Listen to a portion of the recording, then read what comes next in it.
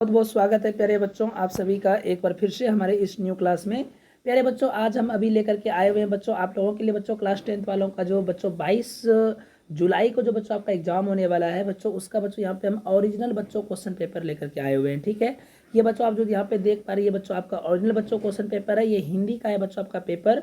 और यहाँ जो बच्चों आपको हम जो भी क्वेश्चन बताएंगे बच्चों वो 100% बच्चों आपका एग्जाम में क्वेश्चन लड़ेगा। ठीक है, तो चलिए बच्चों आपको बता देते हैं। जैसा कि आपको बच्चों पता होगा कि ये सिलेबस जो है इस बार वो कैसा है, तो बच्चों आपको कुल जो है बच्चों 50 नंबर का आपका एग्जाम होगा।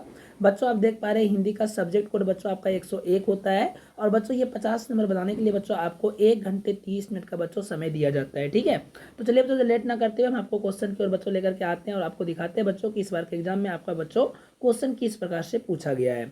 तो बच्चों सबसे पहला यहाँ पे अगर हम बात करें बच्चों क्वेश्चन में, तो बच्चों यहाँ पे देखिए पहला क्वेश्चन में कहा है कि अंगों का उच्चारण स्थान क्या है। तो बच्चों अंगों का उच्चारण स्थान जो है बच्चों वो क्या होता है बच्चों, तो अंगों का बच्चों उच्चारण स्थान होता है बच्चों आपका मुर्दा। ठीक है, तो बच्चों इसका पहला का बच्चों राइट आंसर हो जाएगा बच्चों आपका ऑप्शन नंबर सी। अगला क्वेश्चन यहाँ पे बच्चों का है कि निम्नलिखित में कौन अंतस्थ व्यंजन है। तो बच्चों अंतस्थ व्यंजन जो है बच्चों वो आपका है रो। ठीक है, अगला क्वेश्चन है बच्चों का है कि इनमें से कौन जो है उष्म व्यंजन है। तो बच्चों उष्म व्यंजन जो होते हैं बच्चों वो है आपका सो होते हैं। ठीक है बच्चों, अगला क्वेश्चन यहाँ पे देखिए बच्चों क्वेश्चन का है। तो बच्चों अगला क्वेश्चन है यहाँ पे का है कि अधीश शब्द का, यहाँ पे देखिए बच्चों का है कि अधीश शब्द का संधि विच्छेद क्या होगा। तो बच्चों अधीश का संधि विच्छेद जो होगा है बच्चों आपका हो जाएगा अधि जोड़ ईश। ठीक है बच्चों, आपका ऑप्शन नंबर बच्चों हो जाएगा सी।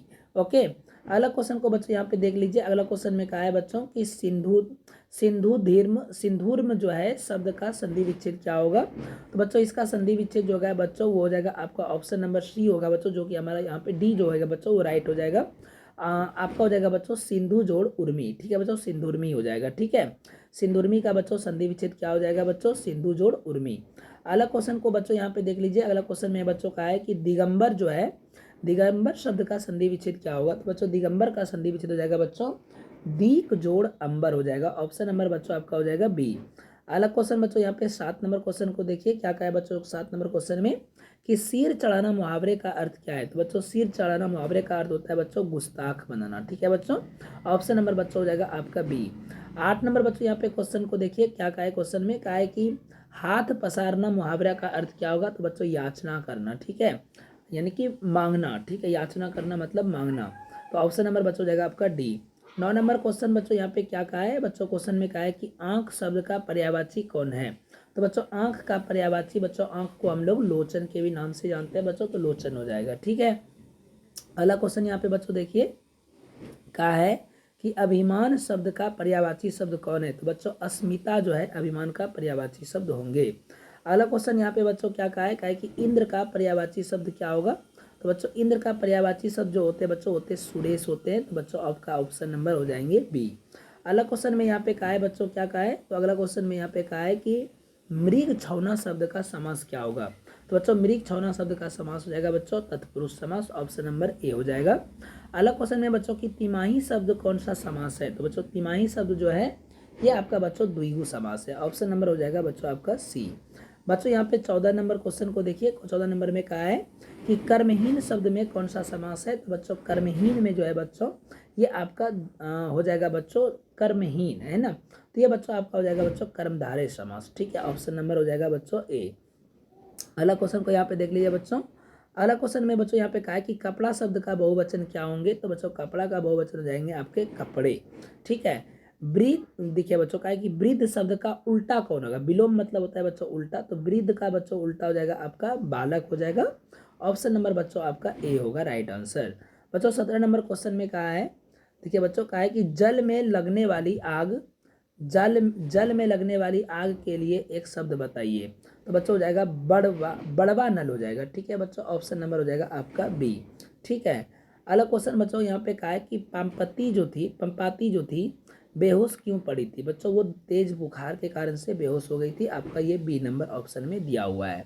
ठीक है प्यारे बच्चों, अगला क्वेश्चन को देखिए बच्चों यहाँ पे क्या है 19 नंबर क्वेश्चन में। अब 19 नंबर बच्चों यहाँ पे क्वेश्चन में कहा है कि निम्नलिखित में कौन सी रचना सरहपाद की है। तो बच्चों दोहा कोश जो है ये बच्चों आपका सरहपाद की रचना है। ठीक है बच्चों, अगला क्वेश्चन में बच्चों कहा है कि नंजम्मा जो है मंगम्मा की कौन थी। तो बच्चों नंजम्मा जो थी मंगम्मा की बहू थी। आपका ऑप्शन नंबर बच्चों हो जाएगा सी।